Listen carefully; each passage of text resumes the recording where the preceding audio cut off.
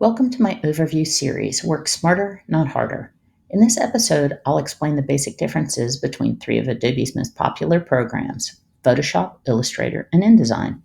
I'll also tell you how most people use these programs versus how they should be using these programs.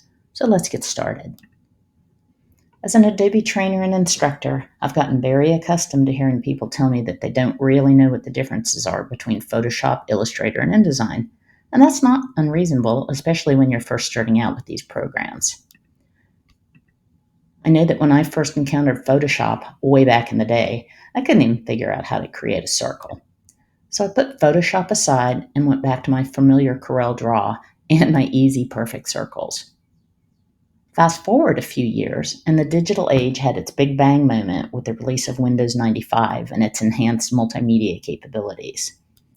This new technology, with its wide-ranging support for audio and video programs, facilitated the growth of digital media content creation and consumption. It was at that point that I realized my confusion. I had wanted to use Photoshop as a drawing program, but it was designed to excel at digital image editing. But when I was trying to use it, there were very few digital images available to edit. Now I know that what I should have been using was Illustrator, because it was the program specifically designed to excel at vector drawing. And if document layout is a necessary part of your work, InDesign completes the trio by excelling at that task.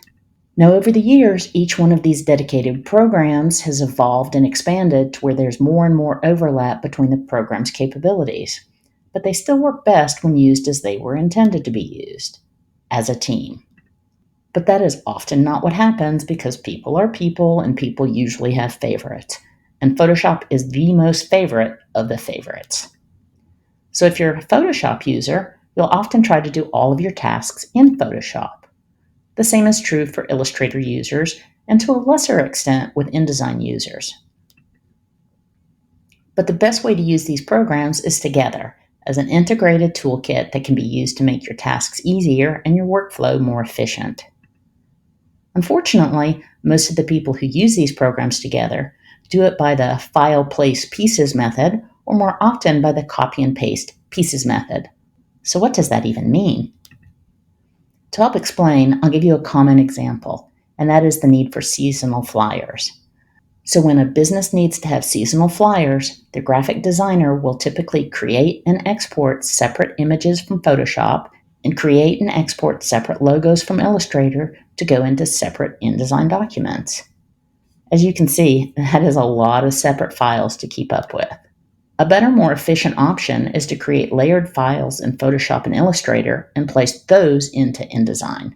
But how do you use the separate layers if you put the whole file in? Well, the key to that is twofold. The first key is Show Import Options. When you place a file, say from Photoshop into InDesign, there's a button at the bottom of the window that says Show Options. Most people just ignore that button, but it is the key to placing layered files. So go ahead and push it. When you do, you'll see several checkboxes. By default, the Replace Selected Item is checked. Go ahead and also select the Show Import Options checkbox. Then when you open the file, you'll see the Image Import Options dialog box where you can pick which layers you want to show.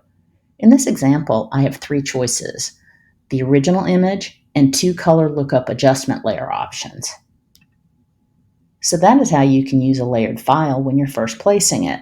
But what happens if you want to change the layer visibility options on a placed file? Well, that's the second key. In this example, I have two seasonal flyers for Polly's plants in one InDesign document. After placing one instance of the Photoshop Images file and one instance of the Illustrator Logos file, I copied and arranged these instances in my InDesign template. Once that's done, I can click on each file instance and go to the Object Layer options to select which file layer I want to display for each image or logo placeholder. And presto, I now have exactly what I want, and it only involved 2 additional files, not 8. And that is only one way that you can use the integrated team power of these programs to simplify and streamline your workflows. If you would like an in-depth tutorial on this episode of Work Smarter, Not Harder, or need help with general or specific issues, please contact us at Digital Helpmates. Thanks for watching.